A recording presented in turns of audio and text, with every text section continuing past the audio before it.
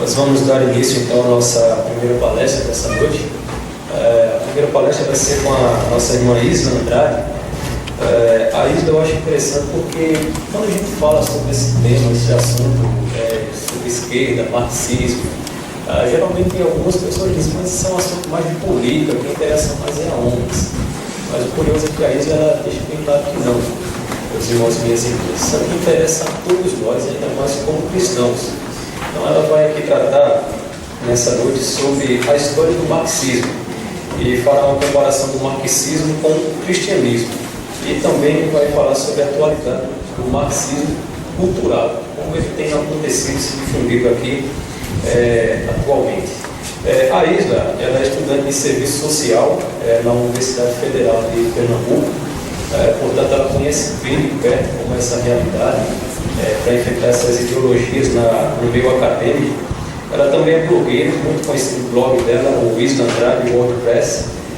Colabora também com a revista online Amálgama, escreve muitos artigos também, muitos textos bem interessantes.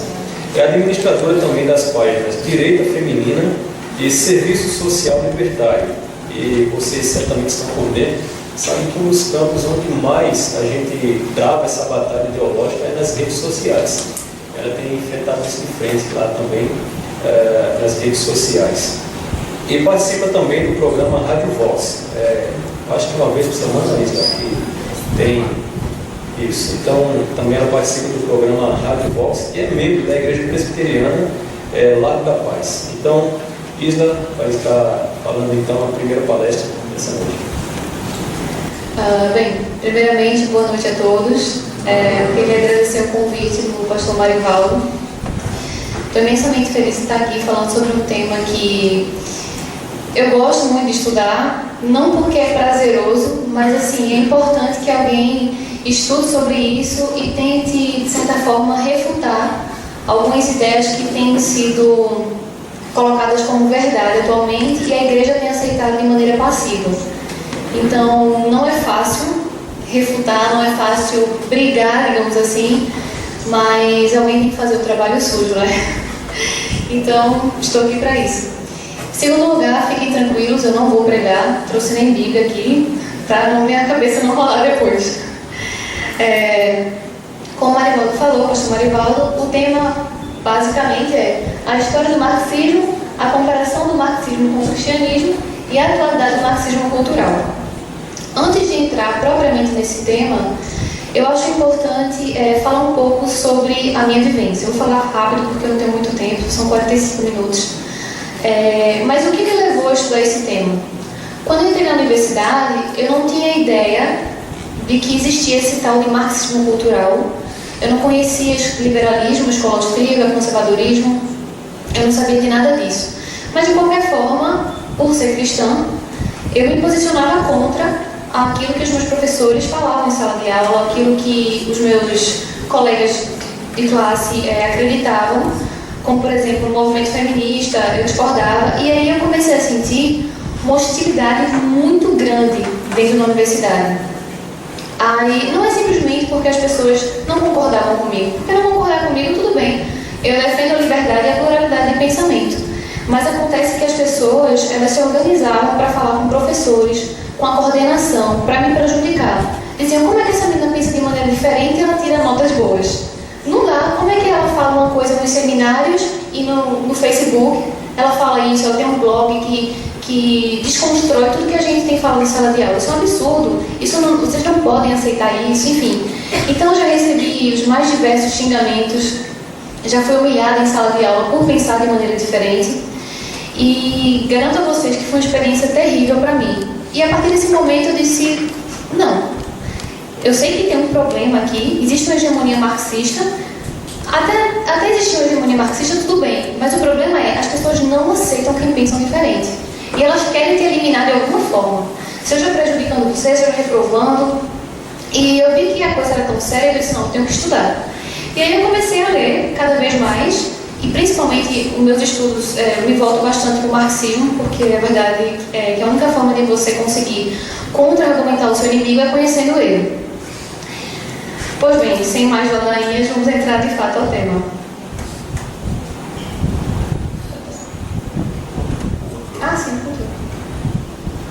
Eu queria começar a palestra com um conselho que eu extraí do livro A Nova Era e Revolução Cultural de Olavo de Carvalho.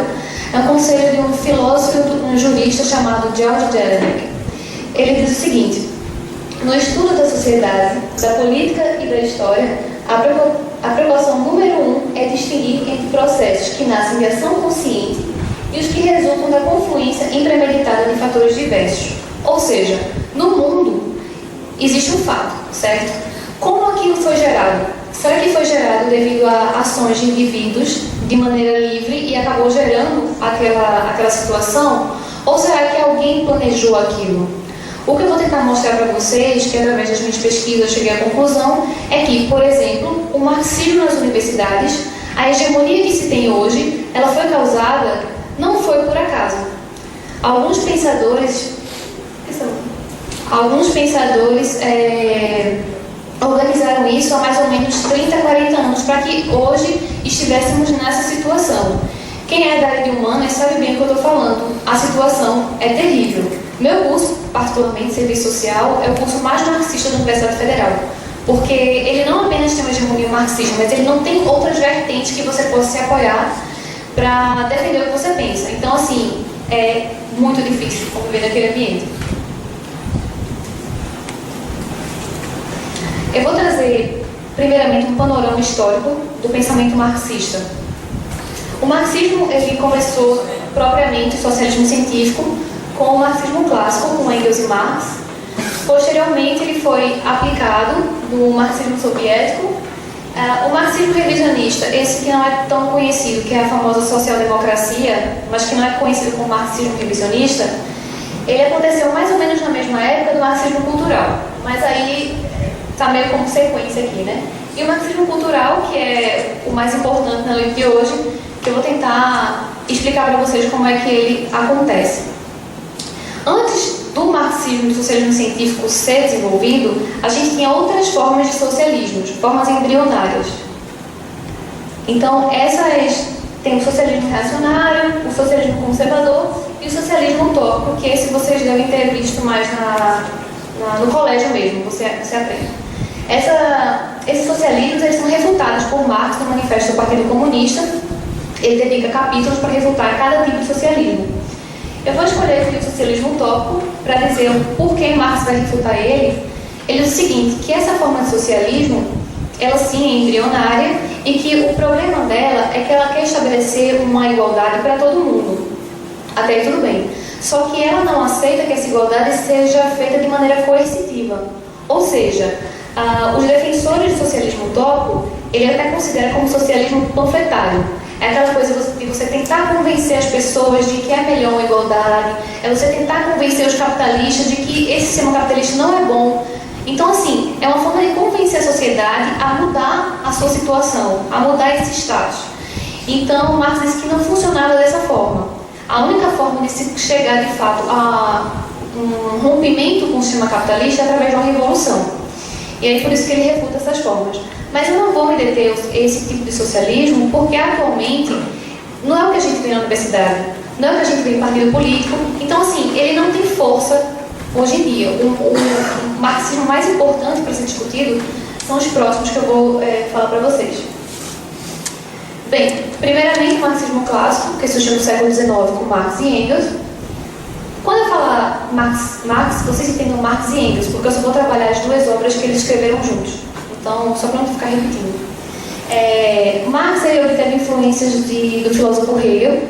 Ele extraiu de Hegel a questão da dialética e a verdade como sendo histórica.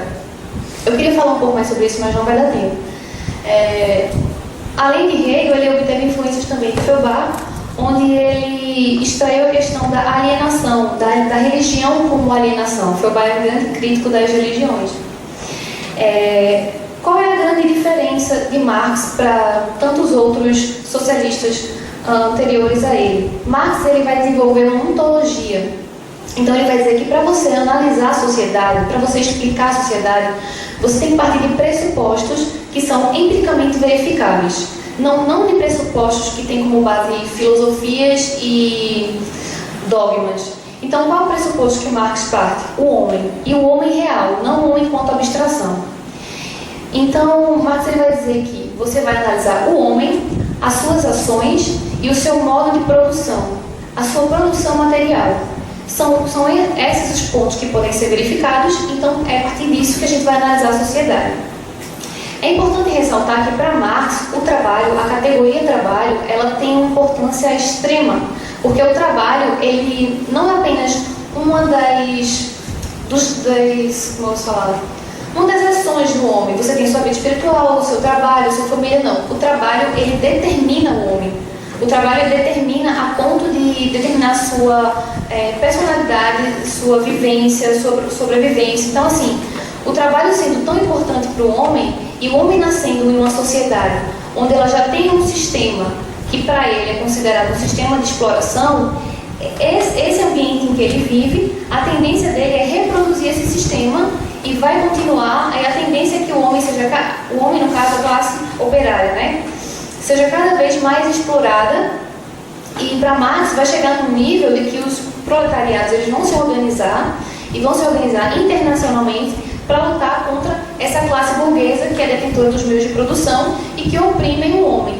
Então, essa classe burguesa, como ela é detentora dos meios de produção, ela também aliena o homem, porque o homem ele não é dono do seu trabalho, não é dono da sua produção.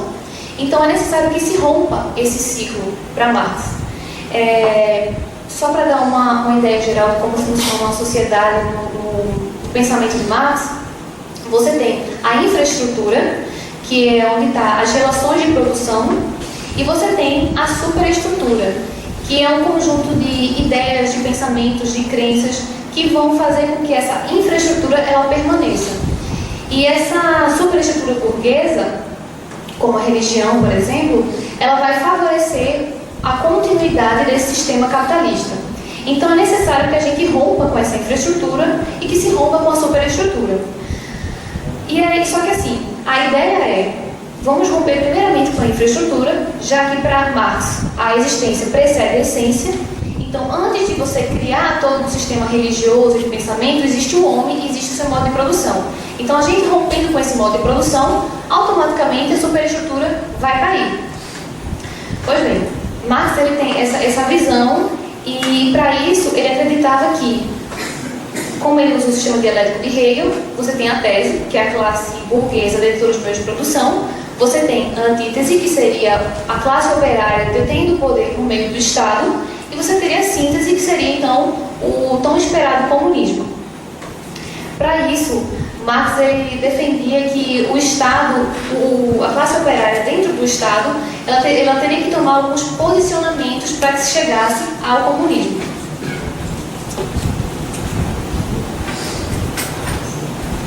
Bem, esses pontos eu retirei do manifesto do Partido Comunista. Não só são esses, tem muito mais, mas assim, esses são os que eu acho que são os mais importantes de ser colocados hoje à noite.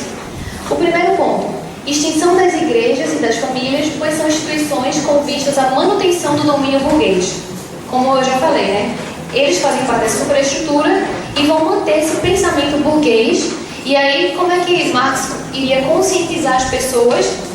Para que as pessoas tomassem consciência de si, entendessem o seu estado de alienação e passassem a lutar contra esse sistema. Então era necessário que rompesse essa relação com as famílias e com as igrejas, que passasse a ter, como posteriormente ele fala, a substituição da educação familiar por uma educação social. Essa educação social seria a educação, obviamente, marxista, que iria explicar os preceitos, os pressupostos e o mundo com base numa perspectiva materialista. Outro ponto que é definido por Marx é impostos acentuadamente progressivos. É interessante esse ponto que o próprio Marx ele coloca no livro O Manifesto, que ele fala assim: muitas pessoas podem achar que isso é loucura, você colocar impostos acentuadamente progressivos, porque de fato vai quebrar o sistema. Mas só que, quebrando o sistema, nós vamos conseguir chegar ao comunismo. Ou seja, o próprio Marx ele afirma que um imposto crescente é algo péssimo. Aí veja assim, só fazendo uma relação com a atualidade, você vê os governos querendo colocar mais impostos para salvar a crise, quando não vê que o imposto cada vez maior ele empobrece a população, ele empobrece os empresários vão demitir. E aí, será que o imposto é realmente solução? Fora que essa ideia de imposto acentuadamente progressivo, ela se dá porque esse Estado, para Marx, ele vai crescer cada vez mais. E o Estado, ele vai ser financiado por quem? O Estado, ele não produz. O Estado não é uma empresa. Ou seja, alguém vai ter que financiar esse monstro. Quem vai financiar esse monstro? Os empresários. Então, ele mata dois coelhos com a cajadada só. Ele consegue financiar e enriquecer o Estado e consegue quebrar a classe burguesa, digamos assim. Outro ponto que ele defende é a centralização de todos os transportes na mão do Estado. É interessante isso, fazendo novamente um paralelo com a atualidade, a gente tem uma espécie de centralização dos transportes, no caso o ônibus, né?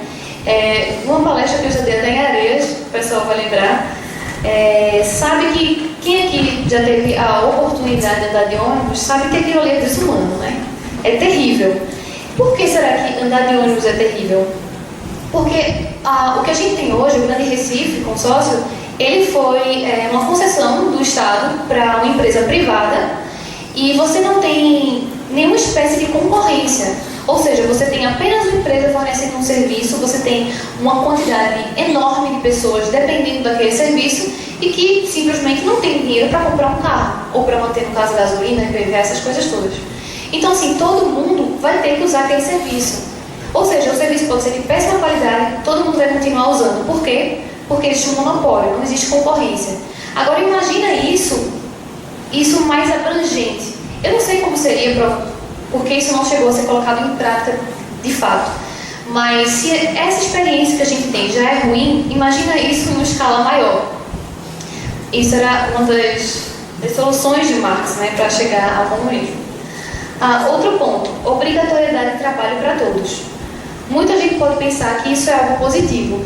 Não, todo mundo vai trabalhar, ninguém mais vai. A gente não vai, pessoas mais se escorar na nossa família, a gente vai ter que pagar essas pessoas. Todo mundo vai ter que trabalhar e isso é o correto. Todo mundo trabalhar é algo muito positivo, também acho. Só que as pessoas serem obrigadas a trabalhar e a trabalhar naquilo que o governo diz que é para trabalhar, eu acho que não é positivo. Por quê? Quando você tem um sistema socialista, você tem um planejamento central.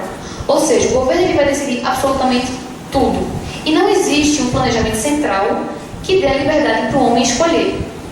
Veja bem, você tem tudo dominado pelo governo, todas as esferas.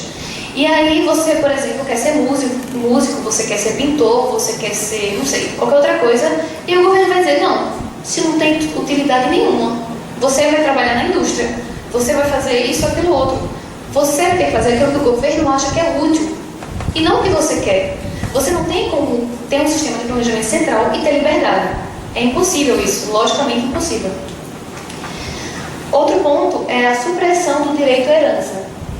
Se você tinha naquela época, por exemplo, pessoas que trabalhavam, se esforçavam, juntavam dinheiro para investir posteriormente nos seus filhos, na sua futura geração, o governo ia falar, não, no caso esse dinheiro vai ser nosso. Porque o Estado sabe muito mais como cuidar do seu dinheiro do que você. Quem é você para saber o que fazer da sua vida? Claro que não. O Estado é que sabe, né? O Estado é que é responsável e que sabe fazer tudo. Então, o dinheiro é nosso. Se apropriam do dinheiro. Outro ponto é o confisco da propriedade de todos os imigrantes rebeldes. Obviamente que vocês vão ver posteriormente no marxismo soviético que quando o governo ele se expande, ele vai expropriar a terra de diversas pessoas. E quem são os imigrantes rebeldes? Simplesmente todas aquelas pessoas que discordam do governo. Veja só, aqui a gente tem, eu não sou do direito, mas assim, a gente tem uma espécie de, na Constituição, da função social da terra, né? Então, assim, o que é a função social, na minha opinião? Aquilo que o Estado acha que é legal. Eu acho que isso aqui é importante, eu vou construir isso aqui, você sai. Depois a gente te paga. Sabe-se lá Deus quando vai receber, mas depois a gente te paga. Ou seja, não existe propriedade privada. Esse direito você não tem. Você não tem nem hoje, né? Dirá nessa época.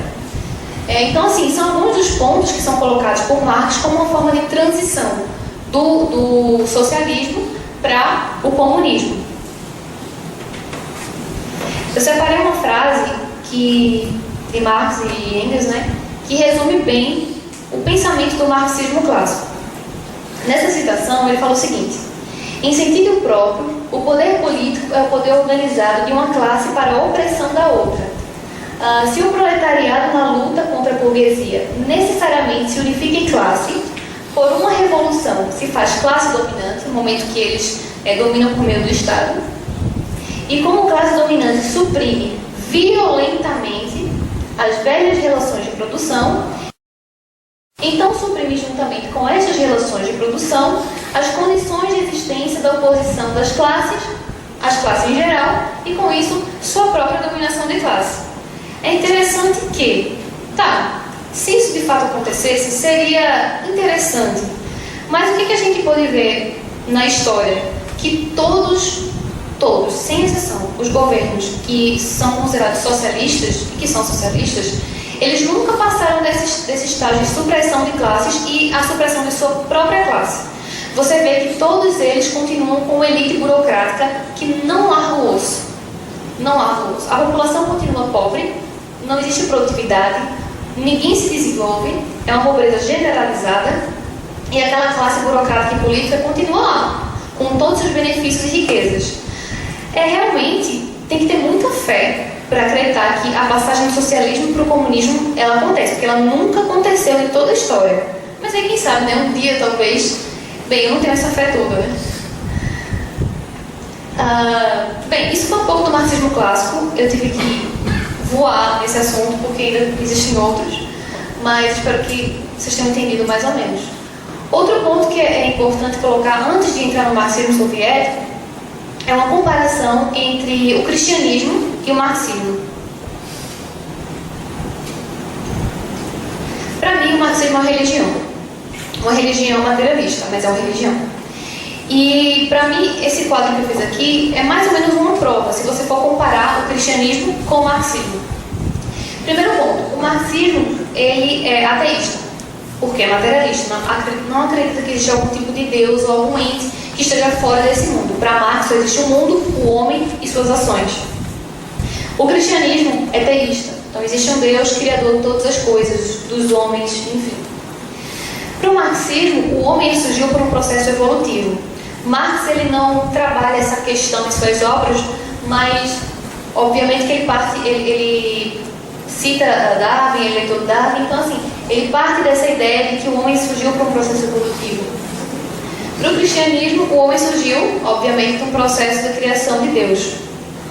Para o marxismo, o problema ele vem da propriedade privada. Então, extinguindo-se a propriedade privada, seria a solução para que os homens conseguissem viver de fato em paz. Para o cristianismo, o problema é o pecado, ou seja, pode suprimir a classe, pode suprimir a propriedade privada, pode fazer o que for. Enquanto o homem for homem, o homem vai ser pecador. O homem sempre vai errar, entendeu? Isso está na nossa essência. Não tem como, então o problema é o homem. Para o marxismo, a redenção vem por meio do Estado.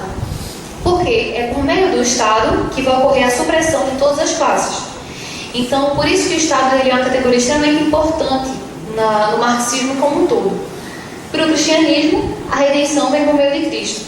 Se não tiver Cristo, não adianta o Estado, não adianta absolutamente nada em nossas vidas. Apenas Cristo, ele, por ter morrido por nós, nos salvado, ele pode de fato redimir o homem. Pode de fato redimir o homem. O marxismo, o resultado então seria a igualdade e a felicidade na Terra. Para o cristianismo, não adianta criar muitas expectativas aqui na Terra, porque o homem ele continua sendo pecador e o único momento em que nós vamos ter felicidade plena de fato é nos céus. Então assim, você pode ver que existe uma estrutura muito parecida entre esses dois pensamentos, muito parecida à estrutura, tá? Mas assim, são completamente contrárias. Então você não tem como acreditar um pouquinho aqui, um pouquinho ali, um pouquinho... Não. Ou você acredita em um, ou você acredita no outro. Mas aí ainda existem algumas críticas que já até fizeram pra mim, falando assim, João, mas tem uma questão muito interessante. Aí citam a igreja primitiva, né? Eu vou chegar lá, deixa eu falar primeiro da educação. Outro ponto que é colocado é o seguinte, Marx e os marxistas em geral, eles defendem o quê? A educação social. Ou seja, a educação ela não vai ser mais familiar, porque afinal de contas a família é uma instituição burguesa, e tem que ser passada para o Estado. O Estado ele vai ensinar nos preceitos sobre uma ética e um pensamento voltado para o marxismo. E Provérbios 22:6, 29:15 fala o seguinte, 22:6: educa a criança no caminho em que deve andar, e até quando envelhecer, não se desviará dele. A responsabilidade, biblicamente, de educar, instruir a criança, não é do colégio, não é do Estado, é da família. A família que tem essa responsabilidade, ela não pode terceirizar essa responsabilidade, entendeu? Não tenho tempo, não sei o quê, não tenha filho. Mas o seu papel enquanto mãe e enquanto pai é de fato, ensinar a criança. Educar, passar os valores, a sua tradição, na palavra, entende? Isso para quem é cristão, obviamente, né? Outro ponto é Provérbios 29:15. A vara e a repreensão dão sabedoria, mas a criança entrega a si mesma e envergonha sua mãe.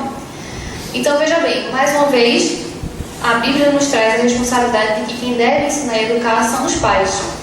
E eu acho interessante isso, é que a vara e a repreensão dão sabedoria. O que a gente tem hoje sendo defendido pelo governo? Que não se deve bater na criança. Que isso é um absurdo. Coloca ela na cadeirinha do pensar, para ela refletir. Uma criança sempre pode refletir, né? Tudo bem. E não deve bater, isso é um absurdo. Você, enquanto cristão, está defendendo essas ideias, a Bíblia diz de maneira contrária. Eu não estou falando de espancamento, não, pessoal. Estou falando de uma lapada de leve. Qual o problema? Não, mas é sério. Outro ponto, eu apanhei bastante, por exemplo, da minha mãe, e hoje eu estou aqui. Outro ponto é a questão que muita gente coloca, né? Fala assim, não, Isla, mas na igreja primitiva, em Atos especificamente, né? Existia uma redistribuição.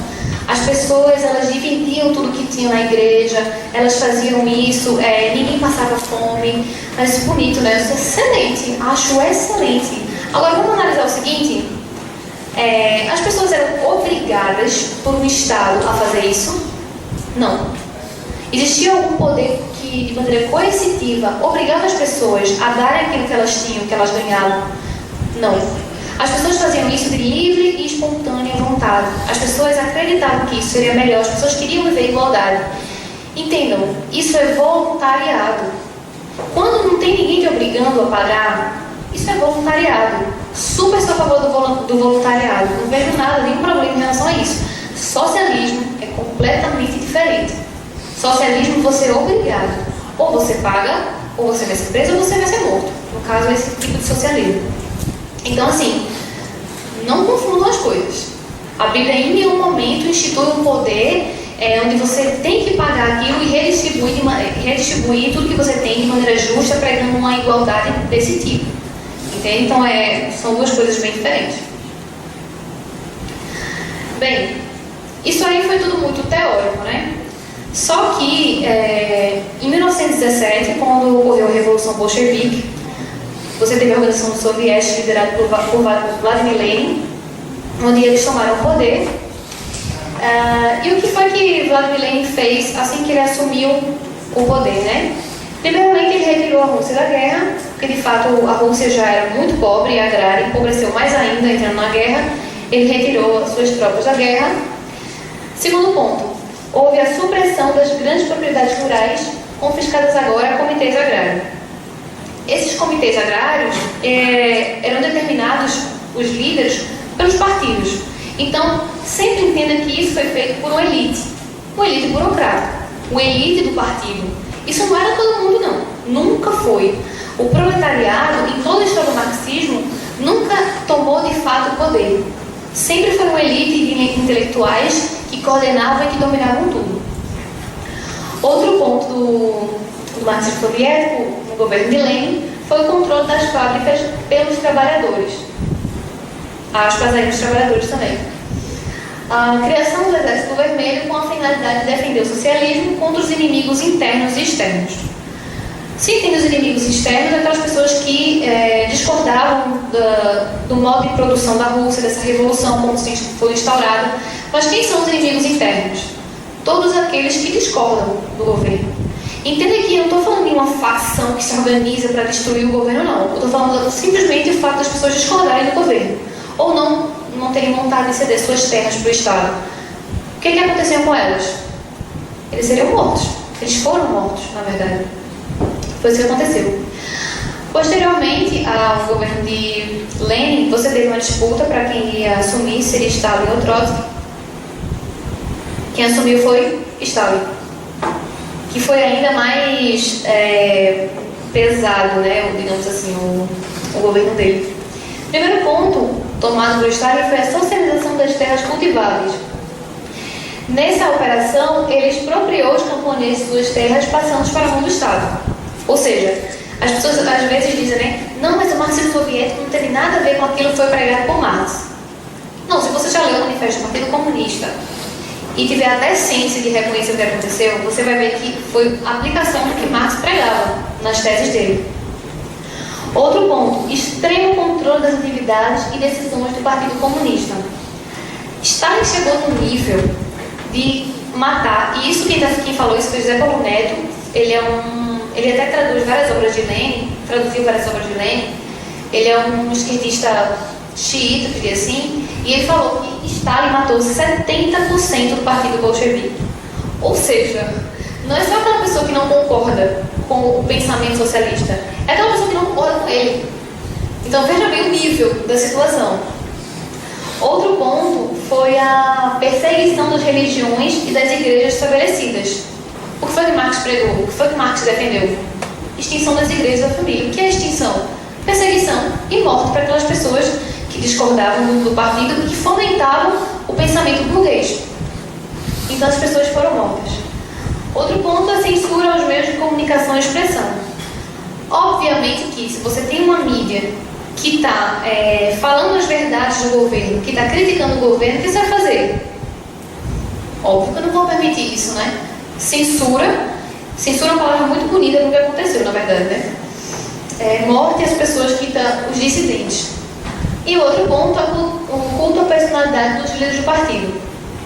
Por que o culto? Isso necessariamente iria acontecer.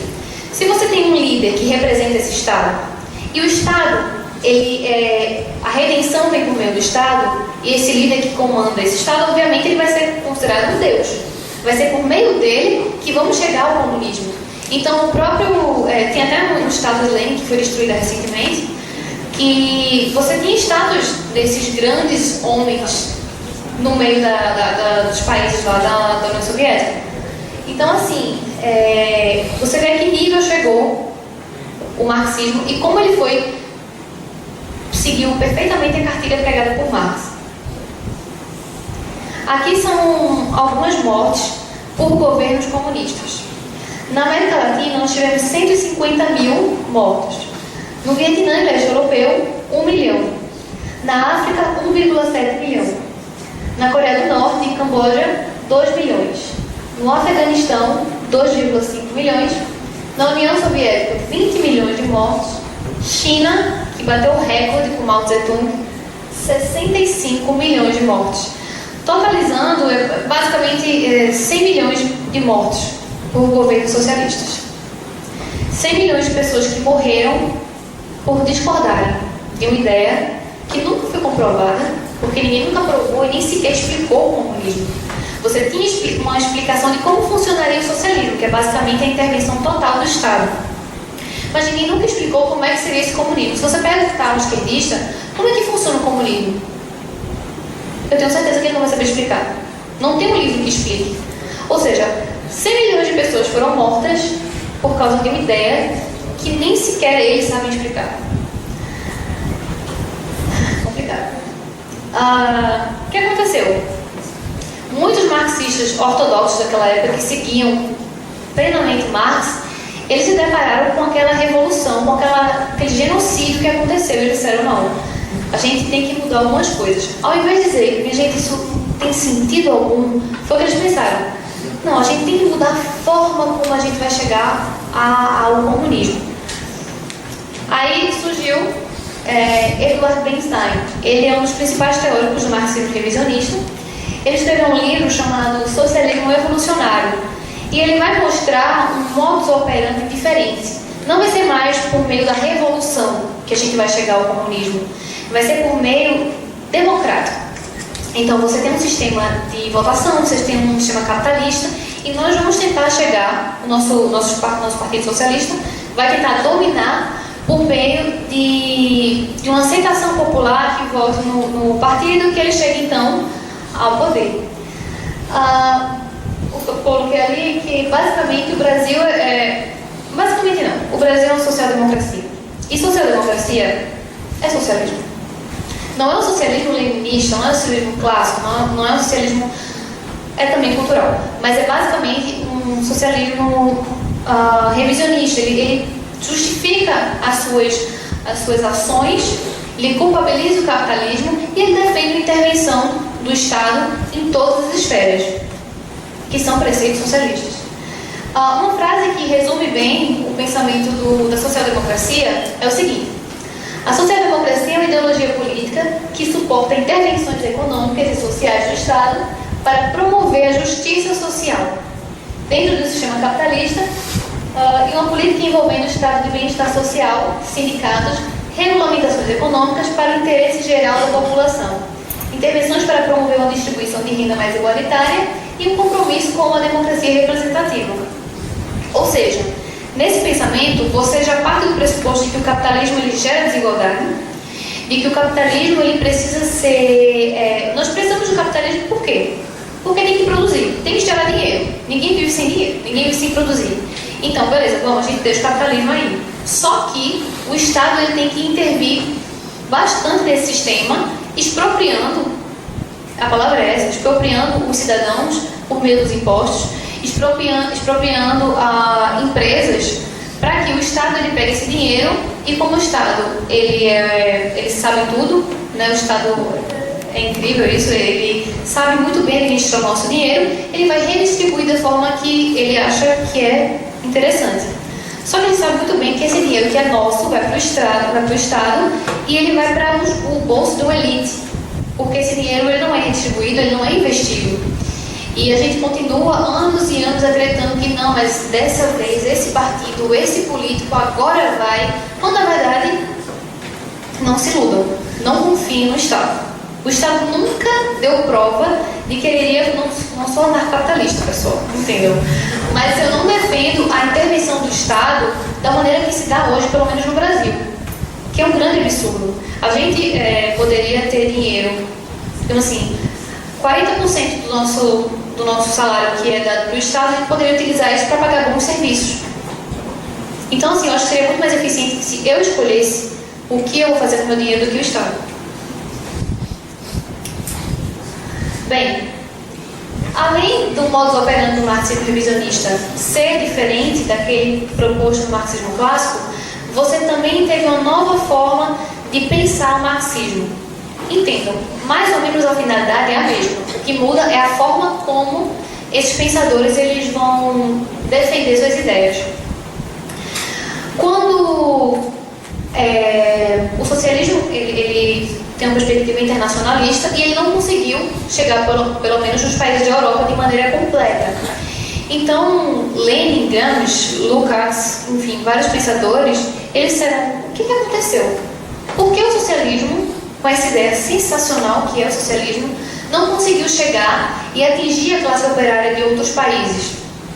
Aí eles pensaram: encontramos o problema. O problema ele está na cultura ocidental. As pessoas, elas ainda têm uma mentalidade muito fechada para entender como é que funcionaria esse sistema, e a gente precisa destruir não mais a infraestrutura, mas sim a superestrutura. E o que é a superestrutura? O ataque à religião, o ataque às bases do pensamento tradicional, né, a cultura judaico-cristã, a lógica grega e o direito romano, e a gente precisa atacar isso de alguma forma. E aí você teve os principais pensadores do marxismo cultural o filósofo húngaro Lukács, a escola de Frankfurt, que é representada por Horkheimer, Adorno e Marcuse, e o líder do Partido Comunista e filósofo Antônio Gramsci. Bem, como eu falei, um dos problemas é a cultura ocidental. E eles pensaram: o que a gente vai fazer para destruir essa cultura ocidental?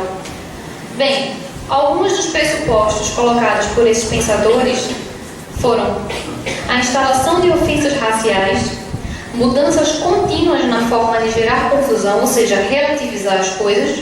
Você não tem mais um princípio, uma verdade, que você pode tomar suas decisões a partir disso. O ensino do sexo e do homossexualismo às crianças, a fragilização da autoridade das escolas e dos professores, imigração em massa como forma de destruir a identidade do país, isso é o que está acontecendo na Suécia, de maneira muito forte. A promoção do consumo excessivo de álcool e de drogas, o esvaziamento das igrejas, a dependência do Estado e a atribuição dos benefícios estatais, o controle e a redução intelectual das mídias, a fomentação da destruição da família, o ataque à autoridade dos pais. Isso é um resumo daquilo que era proposto pelos líderes da escola de Frankfurt por Gramsci, porque essa é a única forma de você desconstruir esse pensamento que está tão arraigado na sociedade. E aí, o que eu acho interessante, tem um ativista chamado Misenberg, um ativista comunista, que ele resume isso, e que me assustou profundamente quando eu li isso, que ele diz o seguinte: a grande ideia é fazer com que a cultura ocidental cheire mal. Então, assim, é um ódio declarado à cultura ocidental.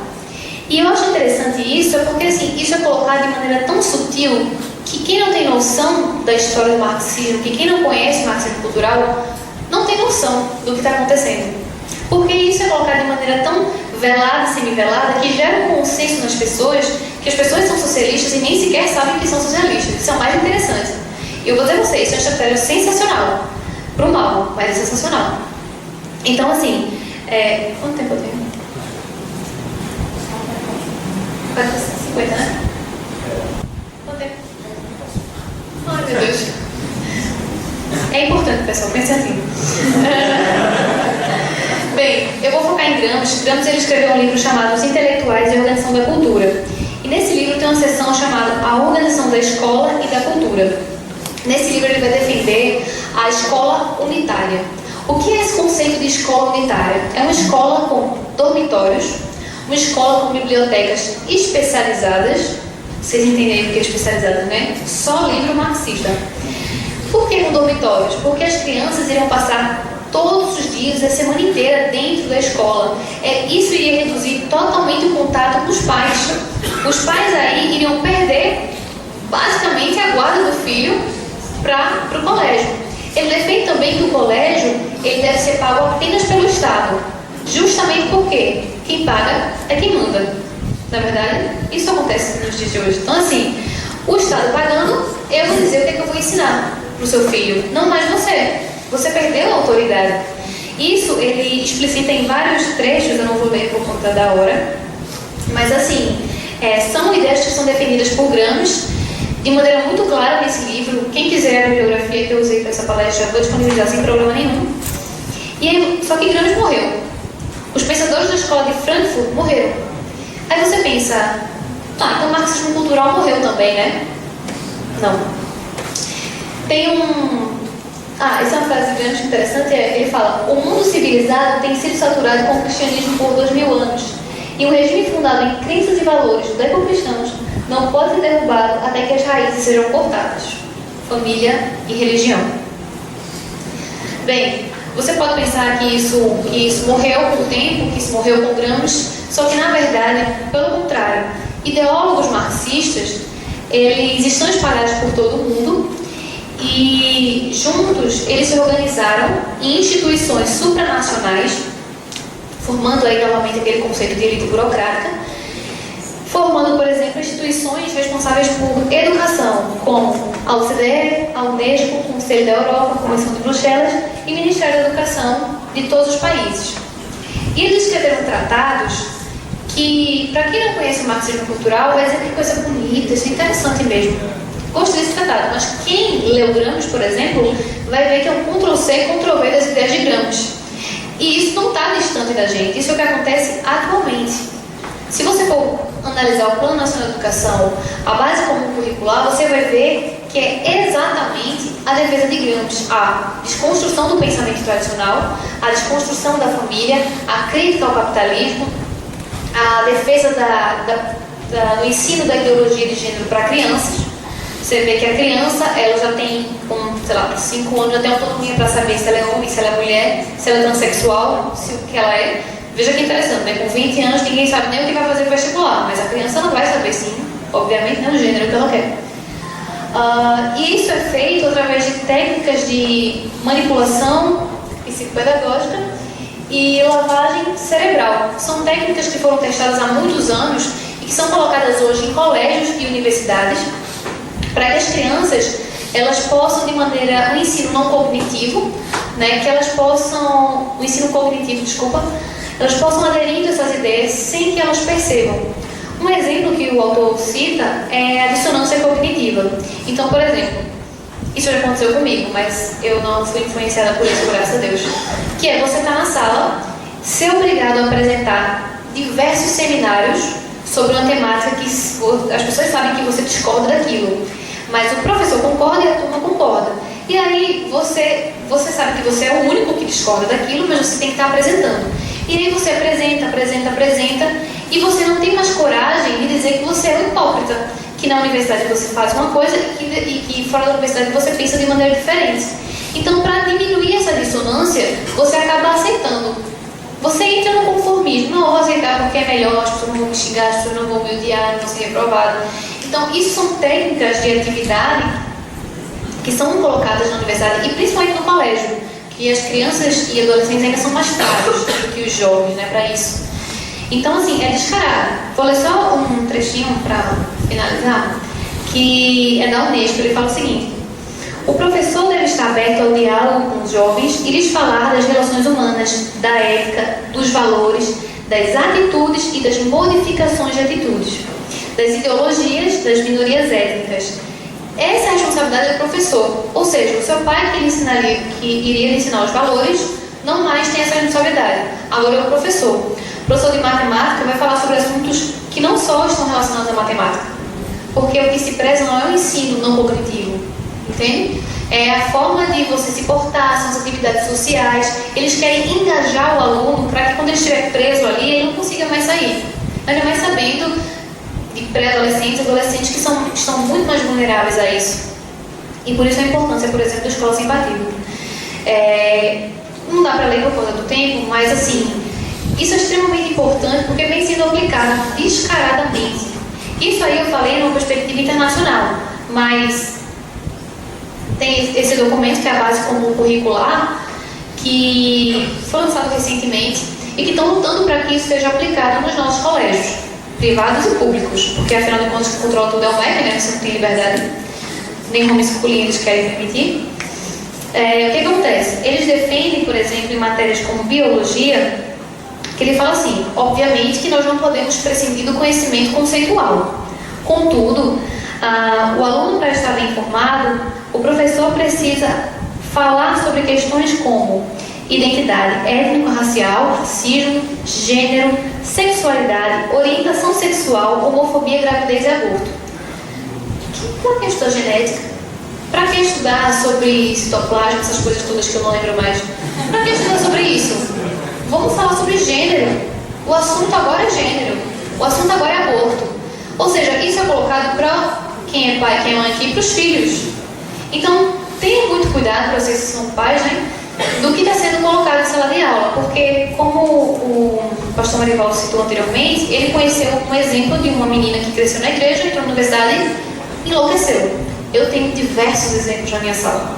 Pessoas que chegaram normal, padrão normal de vestimenta, né, tudo mais, e simplesmente depois enlouqueceram, começaram a se relacionar com outras mulheres, não porque sempre foram homossexuais, mas porque queriam experimentar, começaram a usar drogas, começaram a sair de casa porque a mãe não concordava com aquilo. Então, assim, eu já presenciei coisas absurdas da universidade, e por isso a importância desse tema.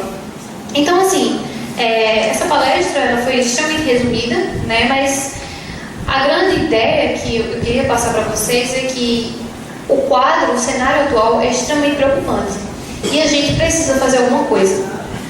A igreja se omitiu há muito tempo. A igreja tem se omitido, mas eu vejo agora de uma perspectiva positiva de que a igreja agora está se antenando para essas questões. A gente tem que ler, tem que estudar, é chato, é a ciência, mas a gente precisa saber disso para poder lutar de encontro a isso, porque posteriormente você vai perder ainda mais a sua liberdade. E eu acredito que não é isso que a gente quer, né? E se você quer ter ainda a oportunidade de ainda entrar na igreja, de ainda poder ter livre forma de pensar, então você tem que se posicionar e deixar de ser omisso. Bem, era mais ou menos isso. Obrigada.